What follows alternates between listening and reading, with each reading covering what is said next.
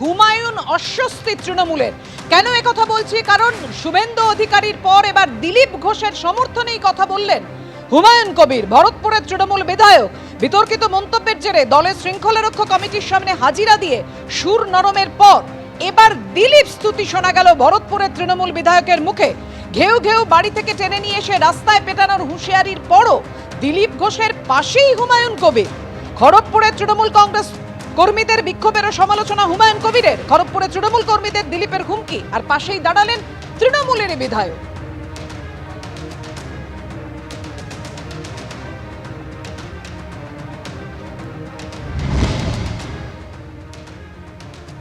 দিলীপদার বক্তব্যকে আমি সমর্থন করি। ওই ভদ্রলোককে তার দলের মধ্যেই এই শুভেন্দুর মতো লোকরা তাকে তার অ্যাডজাস্টিং একটা এমপি সিট সেখান থেকে তাকে সরিয়ে বর্ধমানে পাঠিয়ে দিল। তো এই ধরনের লোকের মেজাজ কি করে ঠিক থাকে বলুন? তার দলের লোকরা যদি অ্যাডজাস্টিং জায়গা থেকে তাকে সরিয়ে ওই একজন মহিলাকে নিয়ে এসে দাঁড় করিয়ে দিয়ে সেও হারলো, ওকেও হারালো, তো দিলীপদা কোন এতে ধৈর্য ধরবে? আপনি আমাকে ঢিল ছুড়বেন, আমি আপনাকে রসগোল্লা পুরস্কার দেবো নাকি? আপনার বাড়িতে রসগোল্লার হাঁড়ি পাঠাবো নাকি? তো দিলীপ ঘোষকে যদি রাস্তায় কেউ হেনস্থা করে, তাকে যদি পদে পদে, ও কী করতে গিয়েছিল? আমি যা দেখেছি, ওর এমপি ছিল, সেই এমপির অ্যালটমেন্টের টাকার একটা কোনো রাস্তা না কোনো কিছু উদ্বোধন করতে গিয়েছিল। তা সেটাতে বাধা দেওয়ার তো কোনো দরকার নেই, কেন বাধা দিতে? আর এইখানে আপনাদের সামনে রাখবো প্রদীপ সরকার, যিনি খড়গপুর পুরসভার 6 নম্বর ওয়ার্ডের তৃণমূল কাউন্সিলর, যেখানে এই ঘটনা ঘটেছিল, অর্থাৎ কুকথা শোনা গিয়েছিল দিলীপ ঘোষের মুখে। আজকে যখন হুমায়ুন কবির দিলীপ ঘোষের পাশে দাঁড়াচ্ছেন, তখন প্রদীপ সরকার বলছেন এই কথা বলার পর যে কোনো দলেরই কেউ সমর্থন করলে সেটা দুর্ভাগ্যজনক। কি বলেছেন প্রদীপ সরকার, দেখুন।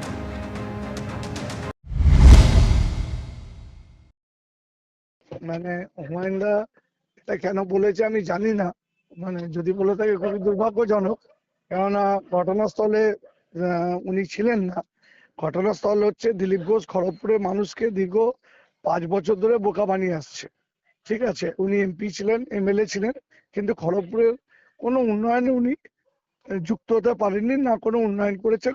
খালি রেলের কাজগুলোকে দিকে নিজের নাম দিয়ে চালিয়ে গেছেন। তো যখন মানুষ গেছে ওই এলাকায়, মানুষ প্রথম জিজ্ঞেস করছে আপনি এতদিন কোথায় ছিলেন?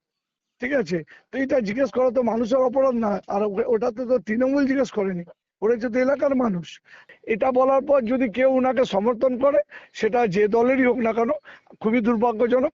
আর ঘটনাস্থলে থাকলে সে উপলব্ধি করতে পারতেন খড়গপুরের মানুষ দিলীপ ঘোষের থেকে কিছু পায়নি। তবে আমরা খড়গপুর শহরের মানুষ খুব দৃঢ়প্রতিজ্ঞ, আগামী দিনে দিলীপ ঘোষ যে ধরনের মন্তব্য করলে আমরা যেখানেই হোক ওনাকে অবশ্যই ঘেরাও করে প্রতিবাদ জানাবো, বিক্ষোভ জানাবো। দিলীপ ঘোষের পাশে দাঁড়িয়েছেন ভরতপুরের তৃণমূল বিধায়ক হুমায়ুন কবির, কিন্তু দিলীপ ঘোষ কি বলছেন? তিনি বলছেন যে কাউকে পাশে দরকার নেই, দিলীপ ঘোষ একাই আছে, কারুর সার্টিফিকেটের প্রয়োজন নেই।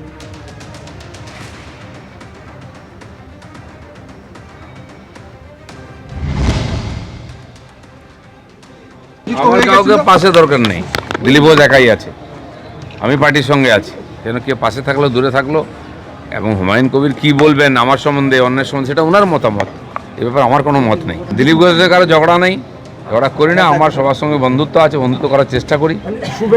বাকি কে কি বলবে সেটা আমার কোনো দায় নেই। না না, কারো সার্টিফিকেট দরকার নেই আমার। অর্থাৎ শুনলেন, দিলীপ ঘোষ বলছেন আমার পাশে কাউকে দরকার নেই। ঠিক এমনটাই বলেছেন বিজেপি বিধায়ক শঙ্কর ঘোষ, যে দিলীপ ঘোষের কারুর সার্টিফিকেটের প্রয়োজন নেই। কি বলেছেন তিনি, দেখুন।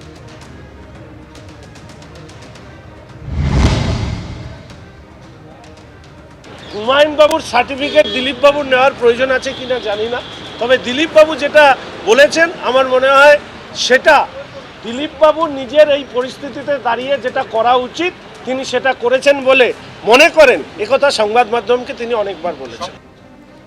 এখন সবথেকে বড় প্রশ্ন হচ্ছে যে দিলীপ ঘোষের পাশে হুমায়ুন কবির এভাবে দাঁড়ায়, বিড়ম্বনায় কি পড়তে হচ্ছে না তৃণমূল কংগ্রেসকে? এই অবস্থায় জয়প্রকাশ মজুমদার, যিনি তৃণমূলের রাজ্য সহ সভাপতি, তিনি বলছেন দল ইতিমধ্যেই তাকে সাবধান করেছে, দলের তরফে কোনো বিষয় নিয়ে মন্তব্য থেকে বিরত থাকতে বলা হয়েছে।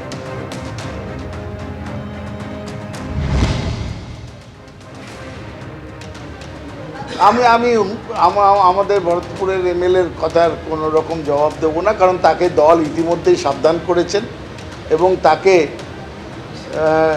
যে কোনো সময় যে কোনো বিষয়ে মন্তব্য করা থেকে বিরত থাকতে বলেছেন।